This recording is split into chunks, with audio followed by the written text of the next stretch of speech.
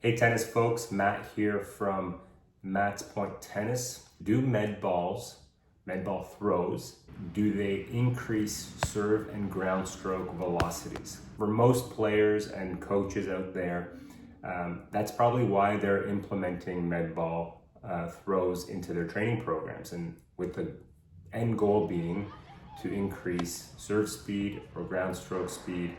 And I want to answer that question, whether they actually do that. Here's what I used to think about med ball training. I thought that they did increase serve speed and serve velocities. There were a few reasons. One of them was that we have similarities between strokes and throws in terms of planes of motion, movement patterns. The velocities are more similar than other training modalities. On top of that, a lot of tour players, and elite players were using and still are using medicine ball throws. But, we have to ask ourselves, is that the best reason to implement a training modality? If you haven't realized yet, my opinion has changed on this topic. I no longer believe that med ball throws really contribute in any meaningful way to serve and ground stroke velocities. I think there's a low transfer there. The primary reason for this is that I used medicine ball throws with a lot of my players. These are some of them tour players, college players, pretty elite level guys. We never really saw increases in speed. I would measure serve speeds, I would measure medicine ball throw speeds, and the transfer wasn't what I expected. What I did end up seeing was that when the strength improved and increased in these players, that's when we started to see increases in not just med ball throws, but also serve speeds and ground stroke speeds. And this was all tracked, and there was a high correlation between these things. It's not an automatic transfer by any means, but there was this correlation between things like squat strength and bench press strength and serve speeds, for example. Why did we see these increases?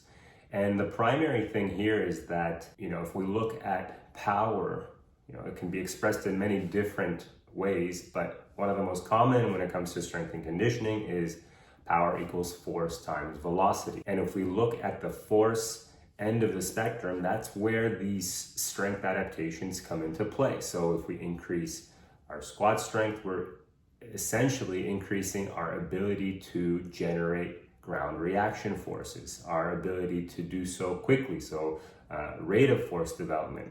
And there's a concept called force summation where forces going from the ground up through the kinetic chain are summated. They are increasing as we move from one link to the next until we get to making contact with the ball. So the momentum is moving up through all these links, and a lot of that has to do with how much force we can generate from the ground.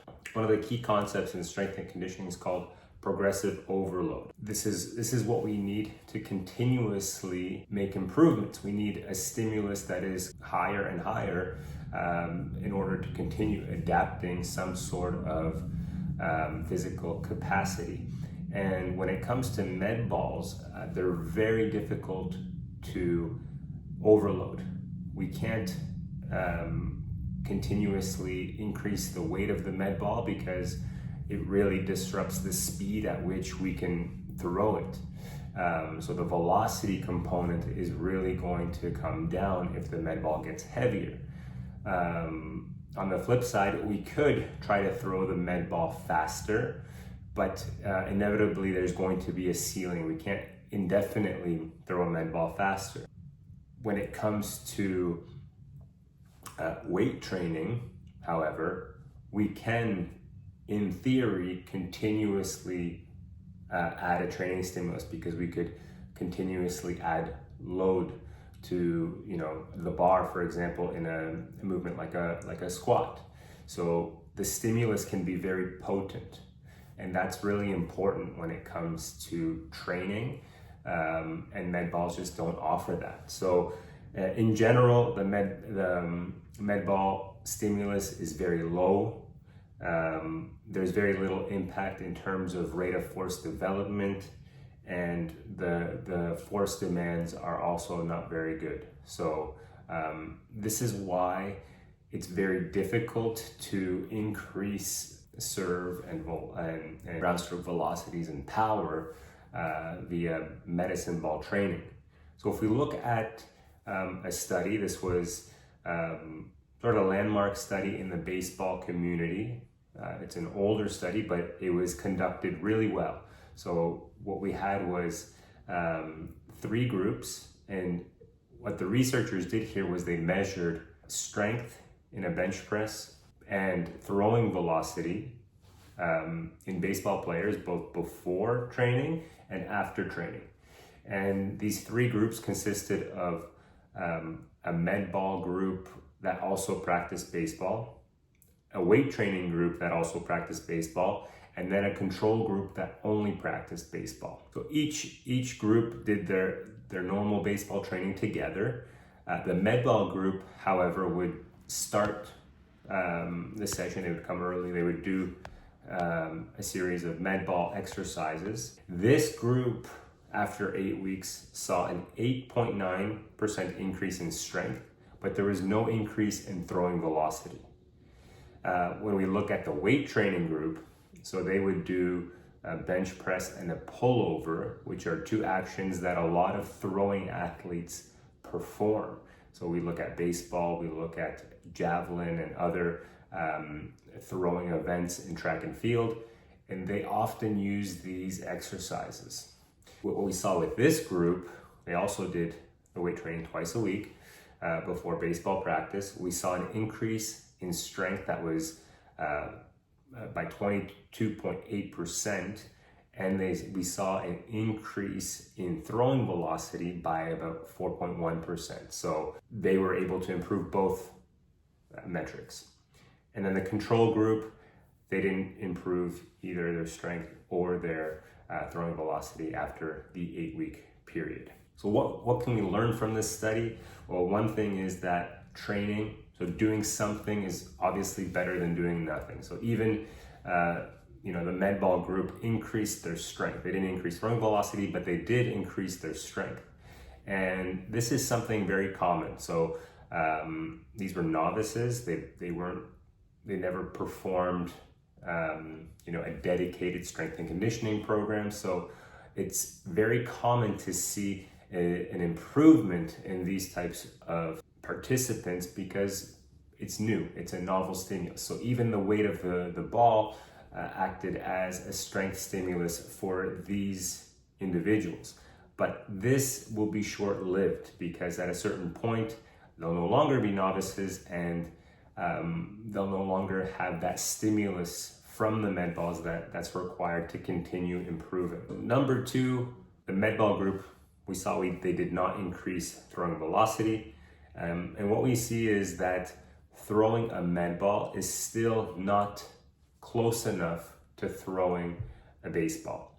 And it's even further away from striking a tennis ball in an overhead action. So what we have seen in a lot of the literature on baseball is overweight and underweight baseballs. And this seems to have an effect. So something that would be probably more similar in tennis is overloaded rackets and underloaded rackets. So adding weight to a racket, that could, in theory, produce some sort of increase in stroke velocities. The third thing here is that that med ball training is not plyometric. So a lot of folks believe that it's similar to plyometrics in terms of, the stretch shortening cycle activity. So there's this stretch of the muscle tendon complex followed by, a rapid concentric contraction, and this should produce,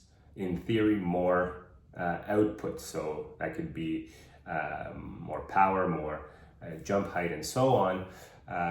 But when it comes to throws, the coupling times are too long. So essentially, it's just not fast enough to be considered a plyometric movement.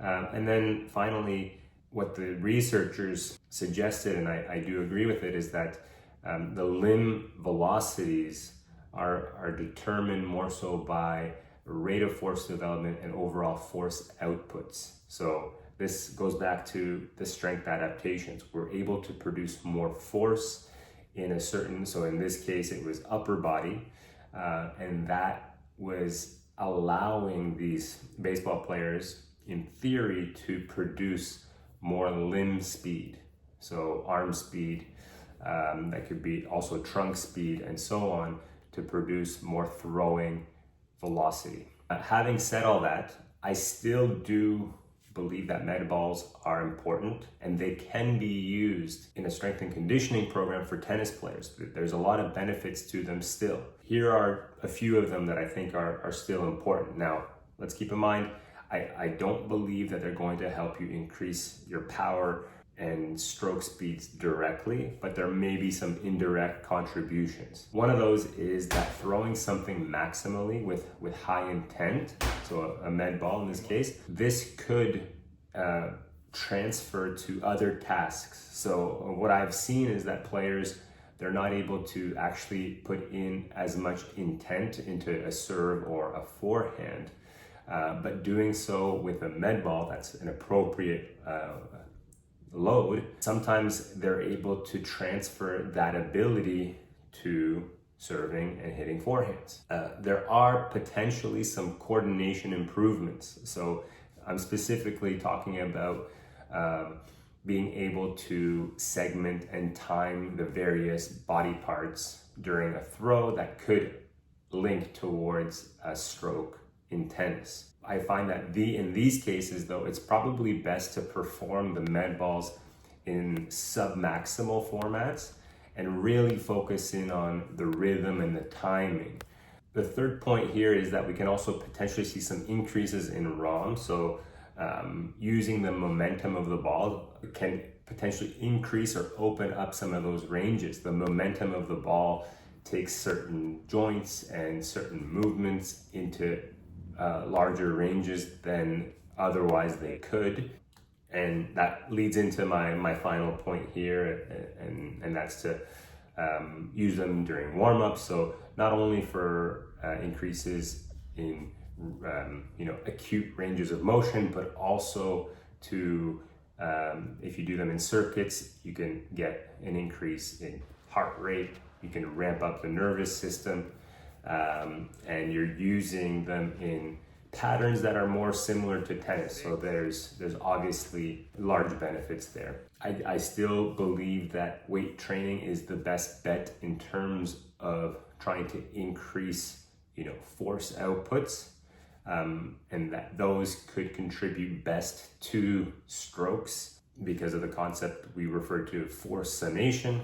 There's going to be also a variety of other benefits to weight training that can help players with injury prevention, movement ability, specifically changing direction.